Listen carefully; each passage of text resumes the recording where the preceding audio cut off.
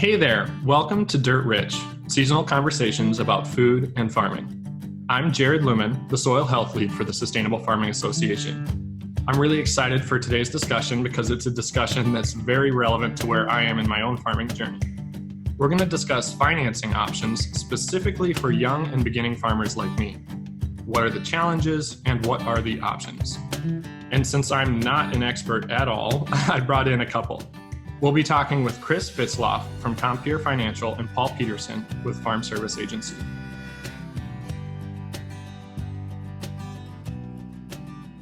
Before we get into the details, why don't we start with a little bit of introductions? Chris, we'll start with you. Tell us a little bit about what you do and how you got into ag financing. I'm a financial officer for Compeer Financial, formerly AgStar, and been with the farm credit system for about 14 years. I worked in agribusinesses growing up.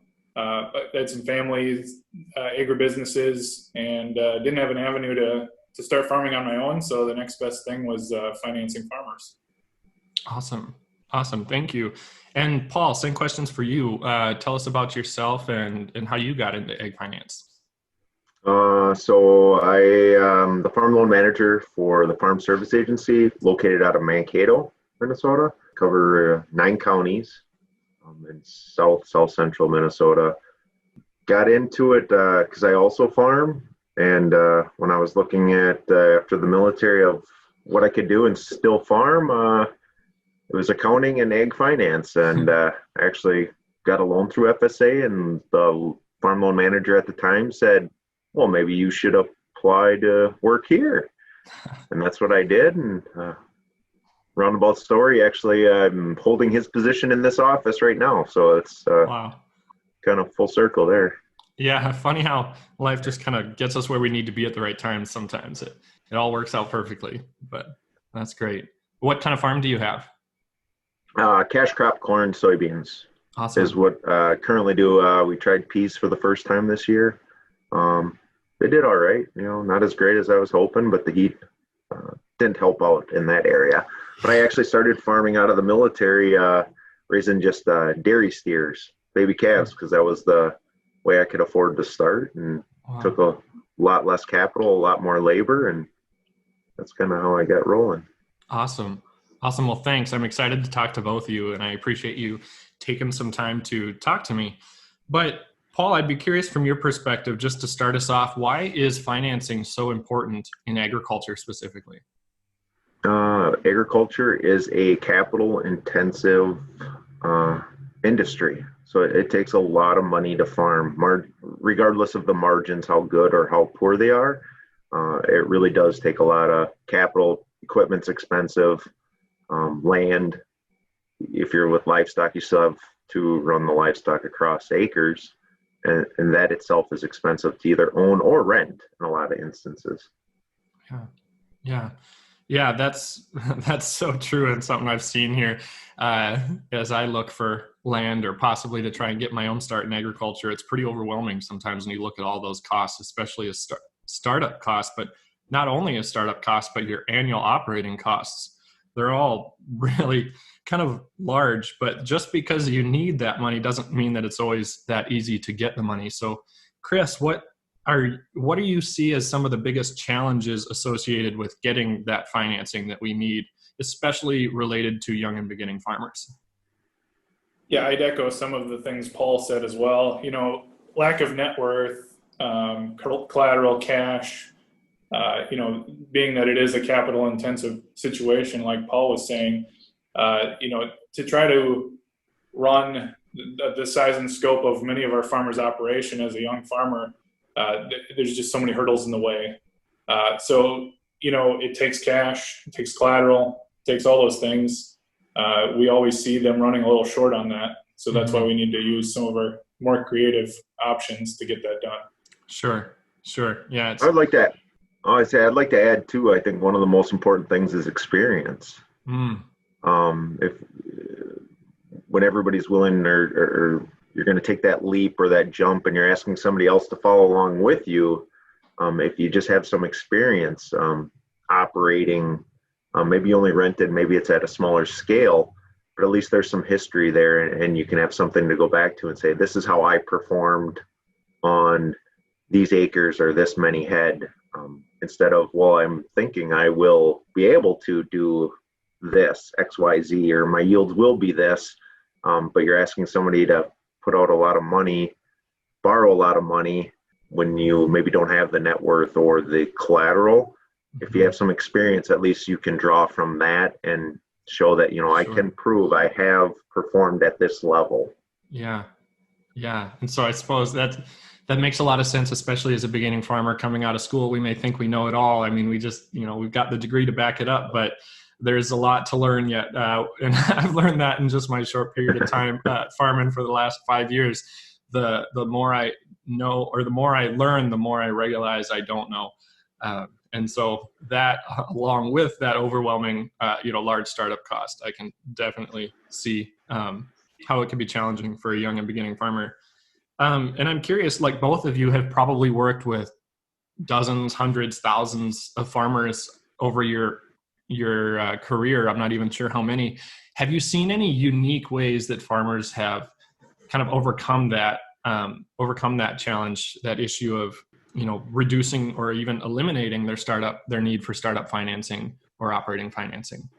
I don't know about eliminating, reducing. There's, if you have support from neighbors, parents, grandparents, best friend, we tend to work a lot with the young and beginning farmers, utilizing somebody else's machinery in exchange for labor. So established farmer A has the machinery but lacks talented labor in their operation, and that's a way that it can be kind of a barter system, that I'll help you on your farm, and then in exchange you'll help and provide some equipment, maybe at a reduced cost, or it could be dollar for dollar. You're going to pay me so much an hour, and then in return I'll pay you so much for use of your equipment, and it can become a wash, or maybe you'll owe a little bit, or maybe they'll owe you a little bit. But I'd say that's probably the most common.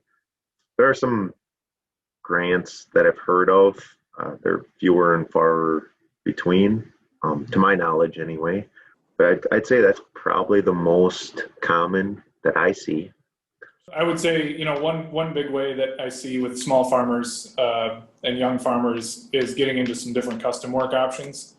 Where there's it might be a multi-generational farm, and they might be paying for manure hauling or paying for some baling, some different things like that. They'll, that it all fits in with the cash flow to buy that equipment, and now the family can keep it all, kind of keep it all inside with the other generations that are coming up, and it gives them a little leg up to build some equity.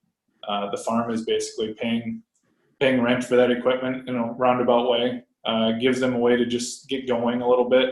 I would say most of my farmers, young farmers, all start in some form of custom hire.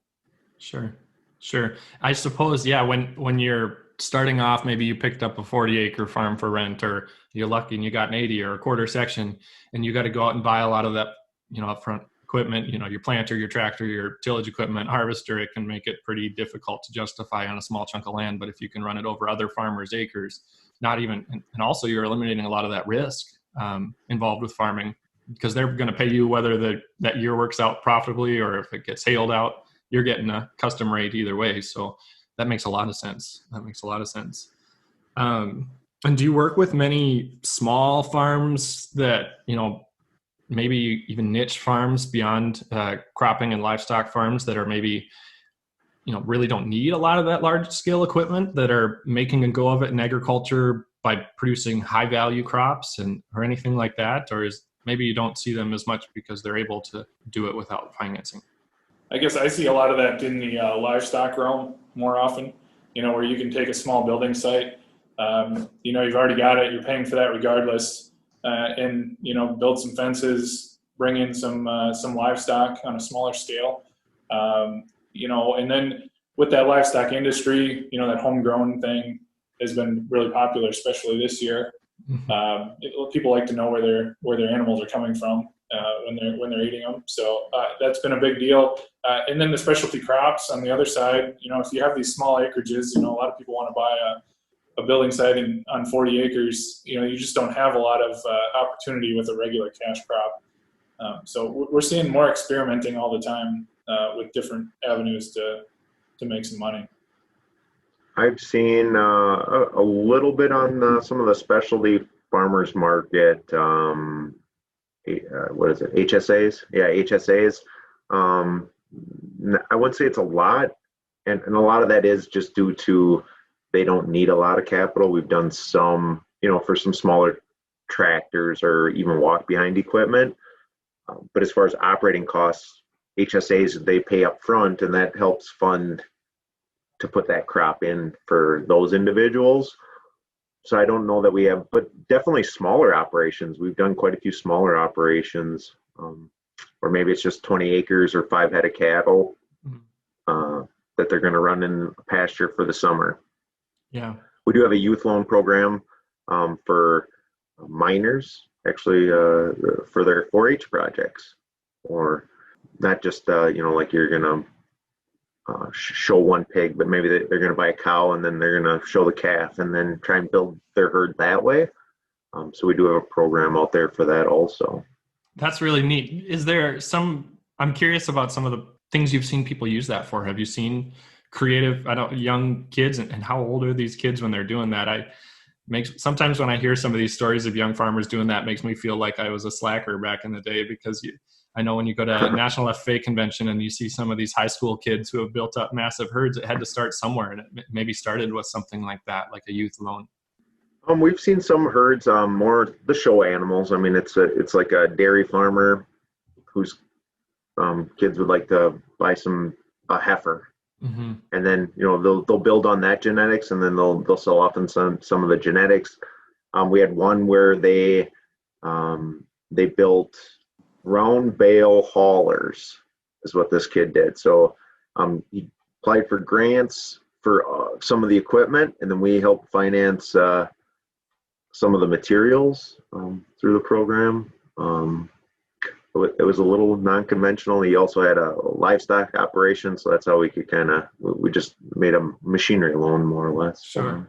Wow. And then as he sold them, he just kind of grew, and then went to college, and that kind of quit doing it when he went to college. But he actually went to college to be an engineer, so kind of all fit well there.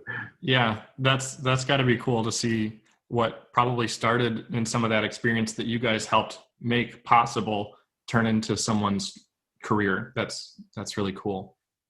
Kind of as we talk about this, all the different sizes and scales and types of farms and what they produce, it makes me wonder, like, how you guys as lenders look at all these loans. I mean, you can look just at dairy farms, 2 dairy farms, and think that, they're dairy farms, they're probably the same, but one may have 50 cows and the other may have 5,000 cows, and one may produce all their feed and the other may buy all their feed, and one may custom do all the work and the other may do all the work. And there's so many different variables in agriculture, and that's just dairy.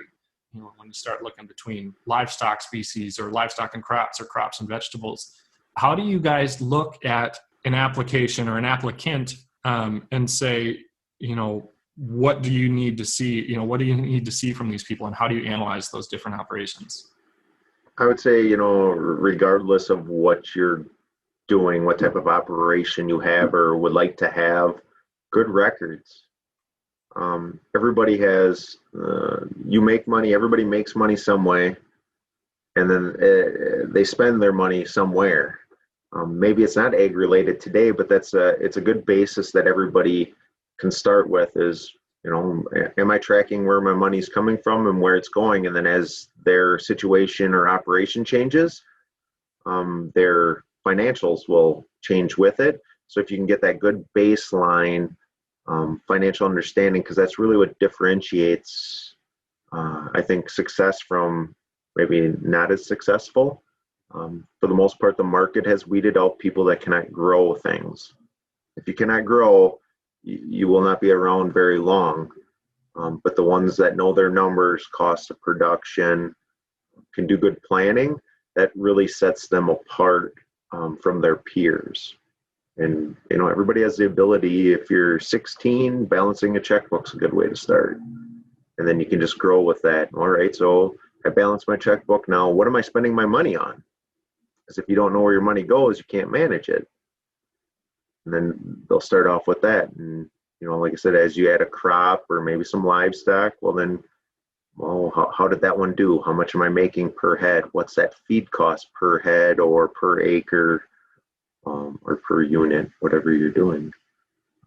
And that really, I think, helps set the tone for that next part of, now I want to expand, and I'm basing my expansion on this information because I have a history of tracking this, or this is what I've performed in the past. And then, it's just a multiplier effect. Well, if I did it on 5 acres and now I'm going to do it on 20, it's a little easier for them to handle and then for us to buy into, I guess.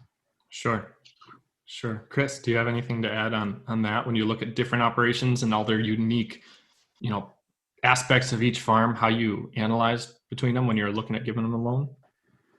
Yeah, we do a lot of general benchmarking and, comparing between farms, but that only goes so far. When I'm sitting down looking at an applicant, I want to look at how organized are they, and do they have a willingness to learn, especially for our young farmers. That's kind of part of the program is, one of the things that Paul mentioned earlier was they're lacking a little bit of experience. That's a big deal. We all understand experience better as we move through life. And then the next thing I'm looking for is some sort of a business plan. Why do you want to do what you want to do? And then how do you think that you can make it a profitable endeavor? How do you think that you can help us understand how you're going to work through that, and give us an understanding and some safety as far as understanding that you're going to be able to work through that projection. Okay. Sure. Are there any specific, and you kind of touched on a couple of those with the business plan and some records, but specific numbers, specific forms, that farmers should have prepared when they come to you, and I don't know, specific ratios or things that you would look for that they should have prepared when they come to you? One of our, I just wanted to touch on one of our big resources that I think Paul and I both utilize quite a bit is the Farm Business Management Program. They operate out of some of our technical colleges, and they are great resources. They help some of these young farmers. Sometimes it's even required by the lender to work with these folks. They really help the farmer organize. They look at it as schooling. They want to help you understand your financials and put them together in a format that is easy for us to look at and make decisions. So I think that's a huge deal. And, I think Paul can maybe address some of the specifics that we're looking at. Yeah, I agree with Chris. Farm Business Management or Adult Farm Business Management is a great resource. And like you said, sometimes we require it, other lenders. Minnesota RFA requires it in some of their programs because everybody believes that strongly in it. A balance sheet, everybody should have a balance sheet. If you're breathing, you have something to put on the balance sheet. And understanding that balance sheet, what it means. I usually tell farmers or applicants that they should do it for them, not for me. I'm going to require you to do it, but at the end of the day, it's a tool like a crescent wrench. You can use it as a hammer, a pry bar. It's a multiverse tool, but at the end of the day, it's still a wrench. So just use those financials as another way of helping explain to us and sell your idea of why it's a good idea for us to borrow money to you in your endeavor. That's just one aspect, and that goes along with the cash flows. So if we'll just use crops. If it's some crop, you'll have production. You're going to grow X amount of bushels or X amount of pounds of something. How did you get that number? I usually ask the why is more important than the number on there. Is like, how did you get to that number? Because, I guess I could put any number on there to make it work. So it's important to know the why, or have a background for the numbers that you're using and a rationale of that you've thought about it. You've actually thought this through. It builds a lot more confidence in us if you've done your own work. So those are great points and great resources to bring in, things like your balance sheet, things like your records. We kind of talked earlier about how for young and beginning farmers, those are sometimes lacking and sometimes missing is those like the balance sheet might not look too great or the records may not have that much detail. So is that, how much does a lending organization like Compeer or FSA look at the character of the individual specifically especially when they're lacking a lot of those numbers? Is that something that they look really heavily into? Is this individual someone, or is it more so just a numbers game? And Chris, I know you mentioned a little bit about the character. Why don't you start off with that? Yeah, character is one of the most important things I look for. In a lot of cases, I know the family, understand, who the applicant is and, kind of what their situation was growing up. And it's kind of their step into farming. So that's important.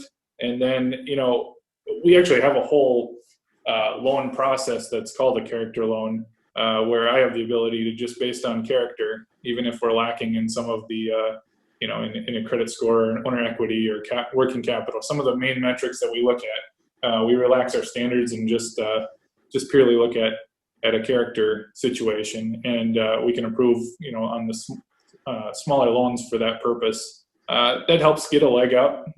It's kind of a prove it mentality. We're gonna put some capital out there for you. Prove that you can make it work, so we can get you into our normal approval process in our system. And it's another step into just getting them started. That's what we've been talking about along the way here. It's a struggle to get people going, and hopefully once we give them a little leg up and get them going, they'll hit the ground running. So yeah, that loan program's been really a positive deal. We do not quite have the ability to do that. Our rules are a little bit more stringent when it comes to that. That being said, the government takes a lot of risk with young and beginning farmers. We're one of the few organizations that will use a second mortgage for real estate as primary security. I don't know of really any other lender that would do that or has the ability to do that. And maybe they do. We're the only ones FSA is the only ones I see that actually do that. So I wouldn't say that financials or your given financial situation, we don't fault you. Everybody has to start somewhere. So we don't necessarily hold that against you. We spend a lot of our time planning, and that's where my focus tends to be a lot on your plan. How did you come up with your plan? Hopefully you come to me and you have a plan, and you've thought that much through, but maybe you don't own anything. That's okay. We can live with that. We'll help you get started, but come with a plan. That's the best advice I can give you, because it's easier to sell me if you can, you've looked into it, and then you should be confident, because at the end of the day, I don't pay the bill, you do. That applicant has to make that payment. It's their operation. I look at us as just trying to help guide you to what you want to do, your end goal. We're going to help guide you there and provide whatever resources we can and have available to us. But it's really their responsibility to execute, come up with the plan, because it's their operation. Sure. One thing I would add on our character loan process is I look at that as a stepping stone to maybe get to the point where we'll utilize FSA. It's just kind of testing the waters a little bit, getting an understanding of how the lender works, and I think it helps with that next step process, because more often than not, the next step would be using FSA, RFA, some of the government programs that we utilize quite often. Okay. So those programs now that you're talking about, that kind of leads in well to my next question. You mentioned your character loan that probably sounds like a good fit for a young and beginning farmer who maybe doesn't have those extra finances, but are there any other programs or loan programs or something specifically that either of yours, your institutions offer specifically to young farmers, be it financial loan programs or maybe educational programs or any sort of programs that could be beneficial to a farmer? Yeah, I'm part of our Groundbreaker committee. We do Groundbreaker seminars, meetings throughout the year. We call it Groundbreaker. It's the Young Beginning Farmer Program. we've had a special program for young farmers ever since I started. What we're looking to do is educate. So we've got a website set up where there's lots of different resources, and then we'll put on the seminars. And then we also, as far as our loan programs go, we'll relax our standards for young farmers. Anybody that's under 35 or just getting started, we're going to relax the standards, and maybe not. We aren't going to look at the same core standards that we'd look at if you were an established farmer, for 20 years. So there again, gives them a little leg up, just gets them going. And we obviously, as we're doing that process, we expect them to make progress along the way. So those programs have been, really beneficial over the years too, as again, possibly a stepping stone or in conjunction with, some of the FSA tools and resources there. And I would have to say, again, we don't have our standards are, I don't want to say super relaxed, but we don't use your credit score against you. We look at repayment. So if you have a history of paying people when you say you're going to pay them, that's a big thing. We do, for real estate loans, you have to have 3 years of farm management experience. And this is, again, where it comes into maybe try renting some ground or run some cattle before you want to buy that feed lot. Make sure that's really what you want to do, and that you have the core knowledge to be successful at it. You don't want to spend $500,000 to find out you didn't like it. You don't. A real estate loan's a long-term loan. An operating loan can be just 1 year. It could be 5, it could be 7, but at the end of the day, we would like to see you kind of grow into that. Like Chris said, prove to us that you have what it takes to be successful. Rent some ground and then grow from there. Don't buy the line of equipment before you got the land, because you'll have some people that'll, I want 3 head of cattle, but then I also want 150,000, 200,000 of equipment for those 5 head of cattle. Well, maybe you can, do a little bit more manual labor or one piece of equipment, grow the herd, which will help pay for that equipment, and keep growing your business that way. But it's usually easier to start out small because some of your supplemental income, day jobs, like I have, help pay for that, and can help move you forward to the next level of what you're looking to do. I hear the new X9 combine has massaging seats, and I know I don't have the land to justify it, but I really want it. So, but I guess that's good to know. I won't look into that quite yet. That's a future goal.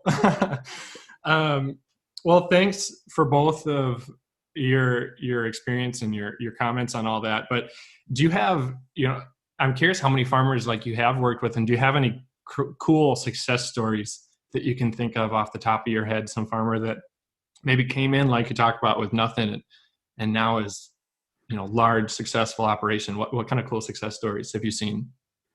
Well, we have quite a few. I mean, there's one, I don't know that they'd be large, but did have one borrower who really started out very small, a few head of cattle, bought a round baler, just slowly grew, and then had a farm accident.